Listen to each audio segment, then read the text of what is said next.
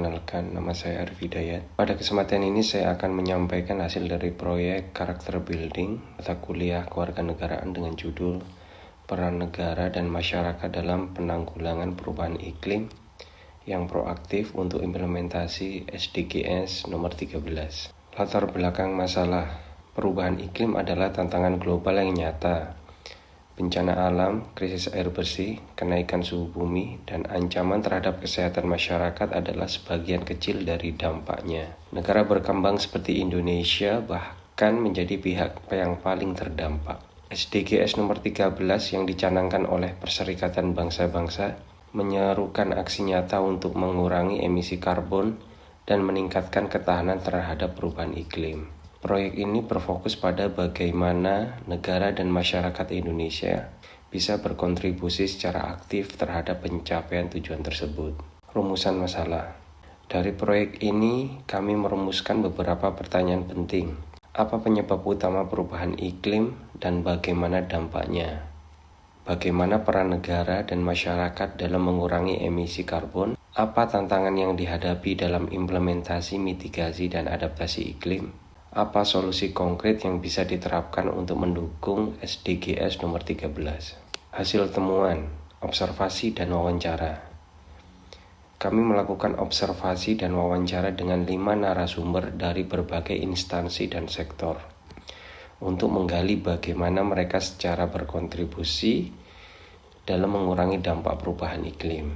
Pertama, Viola dari PT Pertamina Patraniaga Teluk Kabung menjelaskan bahwa perusahaan mereka terlibat dalam program penanaman mangrove sebagai bentuk CSR karena mangrove mampu menyerap karbon dan mencegah abrasi.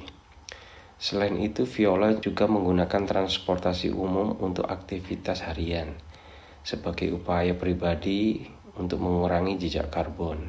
Kedua, Maulana Bimantara dari Direktorat Jenderal Pajak menjelaskan bahwa dengan digitalisasi layanan pajak seperti e-filing dan e-billing, konsumsi kertas dapat ditekan secara signifikan. Hal ini mengurangi deforestasi dan emisi dari industri kertas. DJP juga aktif melakukan edukasi kepada masyarakat tentang pentingnya kontribusi digital dalam pengurangan jejak karbon. Ketiga, Denny dari PLN Pusman Pro DRJ Ungaran menjelaskan bahwa proyek mereka menerapkan operasional yang ramah lingkungan, termasuk penggunaan motor listrik untuk karyawan, instalasi panel surya sebagai sumber energi, baterai cadangan, serta desain skylight pada bangunan untuk memaksimalkan pencahayaan alami dan mengurangi konsumsi listrik. Keempat, Hilman dari PLN UP3 Merauke menyampaikan bahwa program transisi energi ke sumber terbarukan seperti surya dan angin sangat penting untuk daerah-daerah terpencil.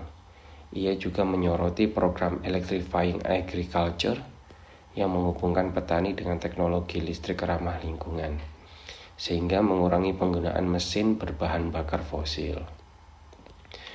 Kelima, Randy Bayu dari PLN ULP Demak menjelaskan tentang pentingnya edukasi publik dalam mendukung keberhasilan program energi bersih.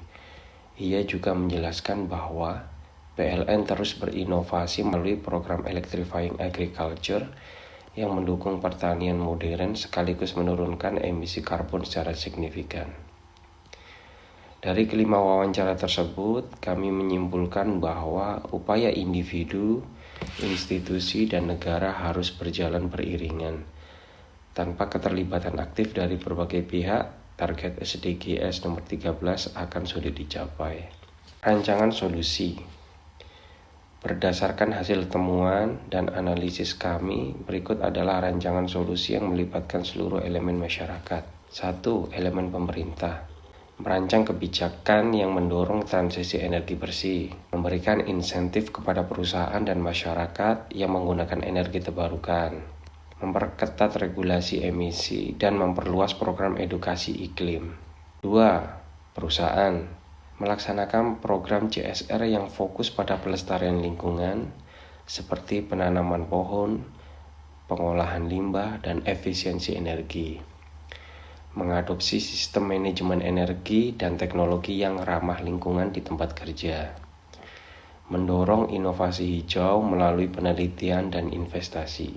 3. Masyarakat mengubah pola konsumsi energi dengan lebih bijak, seperti mematikan listrik saat tidak digunakan, menggunakan transportasi umum, sepeda atau kendaraan listrik untuk mobilitas harian, mengelola sampah rumah tangga secara mandiri dan melakukan pemilahan sampah organik dan anorganik. 4. Mahasiswa dan akademisi menjadi agen perubahan dan aktif menyuarakan isu iklim di media sosial dan kampus, mengembangkan proyek berbasis komunitas seperti edukasi lingkungan, daur ulang, dan pertanian urban, mengadakan kolaborasi lintas disiplin untuk mencapai inovasi keberlanjutan.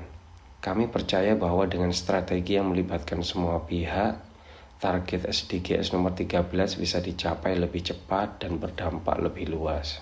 Refleksi pribadi.